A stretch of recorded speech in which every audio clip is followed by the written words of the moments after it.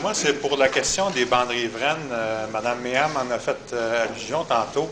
Moi, j'aimerais savoir quelles sont les intentions fixes là, de la MRC concernant les bandes riveraines. Est-ce que vous avez l'intention éventuellement de passer de 5 mètres à 10 mètres?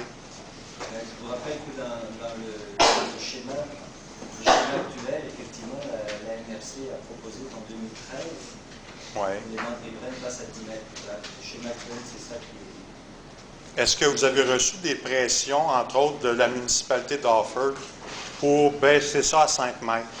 Oui, on a reçu même la résolution parce que la municipalité d'Offord a passé une résolution sans ça.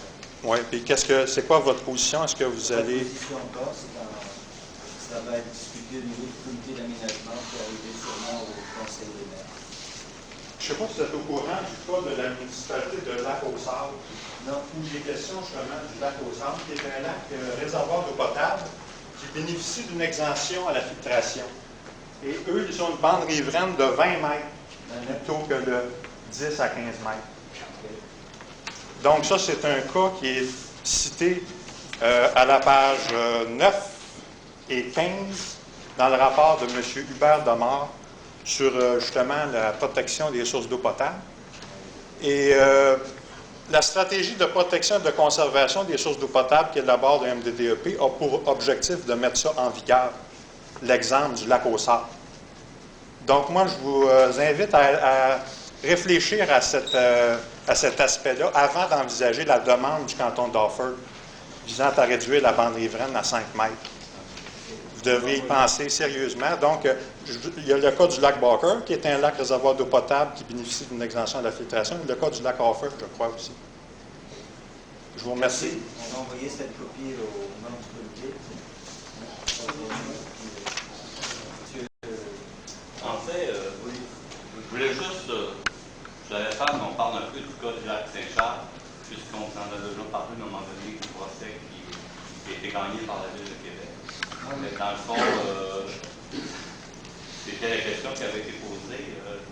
Les gens, à un moment donné, avaient demandé d'être dédommagés parce que il n'y avait plus accès à 10 mètres sur l'eau. Et c'est ça qui ont fait qu'il n'y avait plus leurs 10 mètres de bande riveraine. C'est ce qui a fait qu'ils ont perdu leur procès dans le fond. Puis il y a eu un appel aussi, puis finalement, le juge a conclu que ce n'était pas de déposséder les gens que de faire en sorte que le premier 10 mètres ne pouvait pas l'aménager.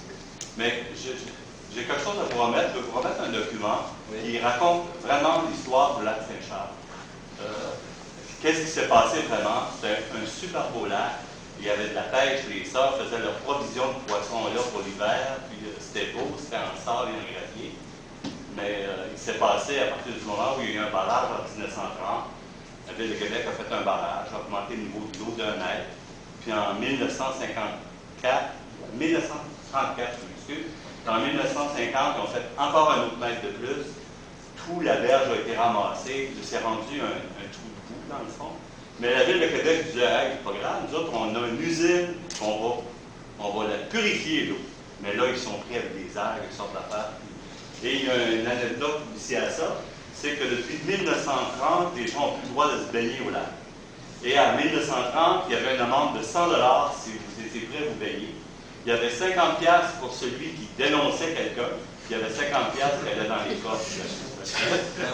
Et ça n'a pas été tellement appliqué. Ils ont mis en 2011, ils ont mis une police. Il y a 6 patrouilleurs qui patrouillent le lac maintenant. C'est très intéressant. Alors, on va l'envoyer ici aux collègues.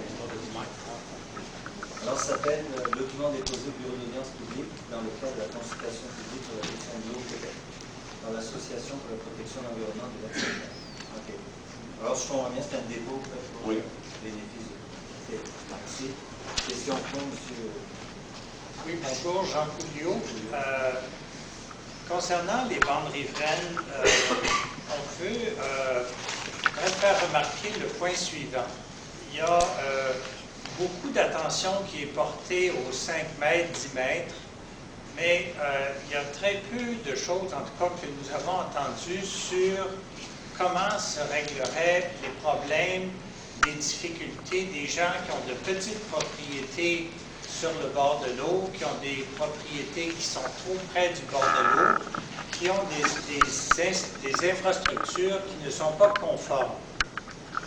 Et je pense que le débat entourant les bandes riveraines prend une tournure souvent émotive, mais aussi qui n'est pas vraiment mobilisateur du comportement citoyen, parce que les gens ne savent pas comment les autorités municipales vont appliquer les règlements à des situations délicates. Nous croyons que pour assainir la situation, la MRC et des groupes environnementaux devraient s'asseoir ensemble pour étudier la façon de traiter une série d'infrastructures immobilières difficiles, délicates, inappropriées, de telle sorte que le citoyen, de telle sorte qu'il va se dégager de ce travail-là une vision de comment ça peut être mis en application. Sinon, il y a une réserve, il y a un blocage qui vient des citoyens en disant on essaie de me passer un autre règlement au travers de la gorge, on ne tient pas compte de ma situation X, Y, Z. Dernier point, les rivières et les lacs ne connaissent pas de frontières et les différences intermunicipales sont vraiment inappropriées à l'apport de sédiments dans l'eau. Donc, un groupe de travail municipal, MRC, avec des groupes intéressés aux questions environnementales et à l'eau, et finalement arriver à une approche qui couvrirait tout le territoire, parce que c'est un bassin versant et ce n'est pas une série de propriétés riveraines côte à côte dans différentes municipalités. J'aimerais savoir si ce genre d'avis-là, cette suggestion-là, qui permettrait une meilleure mobilisation des citoyens autour d'une réglementation qui comprendrait mieux, qui verrait où est-ce qu'elle s'en va. Vous savez, ce soir, on a créé un comité sur la gestion de l'eau avec les représentants du COGESAF et de l'organisme bassin versant de la baie de Missisquoi. C'est un peu dans cet esprit-là. Et comme disait Mme Anne, en fonction de respecter les plans directeurs d'eau. Alors, je pense que c'est une première qu'on a faite ce soir. Et c'est à la demande de la conférence régionale des élus.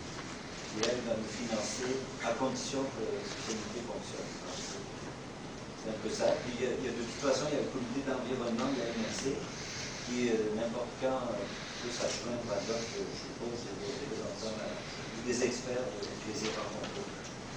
Alors, vous allez ouvrir à cette oui. Permettez, j'ajoute quelque chose, M. Marinovitch. Madame Anne faisait rapport du comité d'environnement tantôt, puis elle disait qu'il y a eu une séance d'information à Stein le 5 août. Alors, on avait chez nous des citoyens récalcitrants qui ne voulaient pas respecter notre réglementation d'il y a 3 ans, de 10 mètres sur la bande riveraine. Et puis, on s'est rendu compte à jaser avec ces gens-là qui ne connaissaient pas l'impact de leurs agissements ou comment la bande riveraine pouvait mieux jouer le rôle qu'on lui attribue. Nous, qui travaillons dans l'environnement, on sait c'est quoi. On pense que tout le monde le comprend parce qu'on en parle tellement. Mais ce n'était pas le cas. Alors, on a réuni ces gens-là de manière très ciblée. Et puis, avec des spécialistes de la MRC et avec les gens du MCI, des biologistes qui sont venus parler. Et puis, les gens sont partis de là convaincus. Alors, c'est vraiment un exercice. La sensibilisation qu'on a pu faire dans les journaux ou dans nos articles de bulletins municipaux, ça passe peut-être pas autant que d'avoir une présentation PowerPoint avec des gens qui démontrent et qui expliquent le bien fondé de la chose. Alors, c'était un exercice, c'était la première fois qu'on le faisait et nous, on est entièrement satisfaits. Je pense que c'était ici à la MRC, M. Curry était convaincu aussi des résultats. Alors, je pense que M. Pouliot, vous avez un point là. Quand vous dites qu'il y a moyen de sensibiliser les gens autrement et leur montrer comment on peut respecter le règlement sans se priver de notre propriété, je pense que ça peut être fait si on rencontre les gens de manière plus ciblée et plus individuelle. Nous, on a eu de très bons résultats. Oui. Oui. En commentaire au commentaire. Dernière, Oui. Question, avez-vous une question? C'est un jugement. Ben, je vais essayer d'être transformé en question. Est-ce que Posez une pour- question, Madame Magny. Oui, d'accord. Est-ce que pour une municipalité qui pose des gestes de cette nature-là, il y en a 17, 18, 19, 20 qui posent des gestes de même nature? Ce qu'on constate, en tout cas, c'est qu'il y a beaucoup d'investissements dans la production d'un règlement dit de bande riveraine, mais très peu dans la transmission de l'esprit, la sensibilisation, le coaching, l'encadrement et les sanctions. Il y a on se met, en tout cas, je pose la question, est-ce qu'on se met les orteils aussi dans les efforts pour faire en sorte qu'il y ait appropriation par les citoyens dans d'autres municipalités que celle d'Austin? Pour que les bottines soient évadées tout ça. Ben, Austin, c'est un bon exemple. Ici, moi, je n'avais pas entendu parler de la réussite de l'expérience d'Austin, mais c'est quelque chose qu'on peut importer chez nous facilement. Mais, OK. Je suppose que mes collègues sont aussi convaincus de ça. Ben, moi, j'ai juste un commentaire. Chez nous, on est à 5 mètres. Et on est à 5 mètres. Nous avons 3 terrains de camping chez nous, 3 qui représentent à peu près 100, 150 maisons mobiles roulottes, appelez-les comme vous voulez. Et on a de la misère à faire respecter le 5 mètres à certains endroits, comme je le dis, parce qu'il y a 30 ans, une maison était très près de l'eau, une maison, il faut que ça soit au moins à 10 mètres. Donc, on essaie de dire aux gens de faire, faites l'impossible pour aménager. On va accepter, disons, 3 mètres. Les gens font tout ce qu'il faut. Ils sont sur le bord du lac ou whatever. Il arrive un beau coup de vent pendant 2 jours. Tous sont plantés, excusez, c'est tout lavé. Alors là, on voit que ces gens-là, on est allé les voir, l'électricité, lui donner des conseils, etc. Mais un lac, c'est un lac. Une vague, c'est une vague. On ne peut pas lui demander l'impossible. Et on leur redemandera pas l'impossible. On est rendu là, on a des problèmes. Il faut comprendre les citoyens. Merci, M. Delcélé. OK. Est-ce qu'il y a d'autres... Ça va? Sinon, on va lever l'Assemblée. M. Allaire en clarification et M. Marquis en communication.